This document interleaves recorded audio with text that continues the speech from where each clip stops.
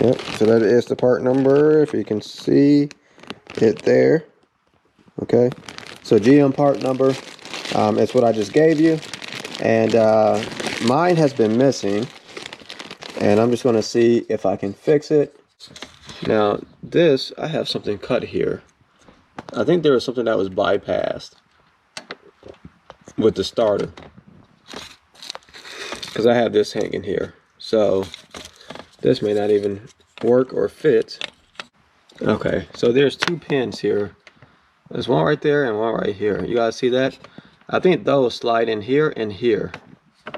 Okay, again, I think they'll slide in right here and right here. Let me see one at the bottom too. Oh, there is one at the bottom. So can you see that? 1, 2, 3. And then this one has 1, 2, and 3. Right here. 1, 2, 3. So looks like those just need to align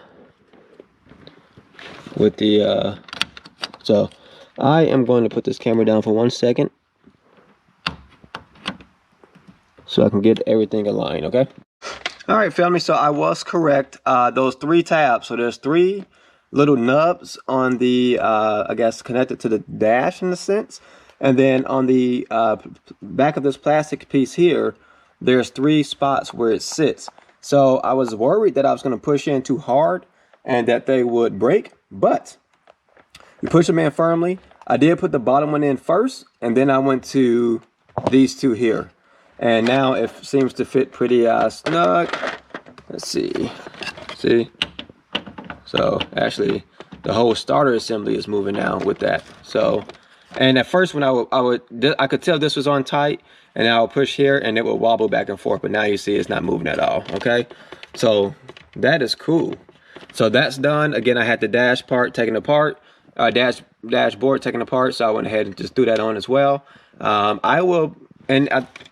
There must be a part of the dash that screws into this here, because now that's pretty nice and tight. So that I'm happy about. And the final product, we got the ignition bezel in. It looks really, really good. It makes the dash look complete at this point. That has been missing from this car for a long time, and now it doesn't look like a piece of junk anymore. It looks like it's a legit Corvette until you see some other items. But if yours broke off, or if it's already broke in, you can just pull it off. You're not going to break anything in the ignition bezel. That's all metal mostly, and that cover is plastic.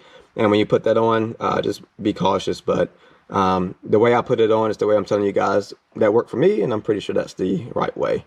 Just be careful. Don't apply too much pressure. Make sure everything is lined properly when you're pushing it on. I would say that's probably the biggest thing. I appreciate you guys watching. Hit the subscribe button, like the video, share the channel, do it all. Hit the notification bell, hit the like button, everything you can do it. All right. I'll catch you guys next time.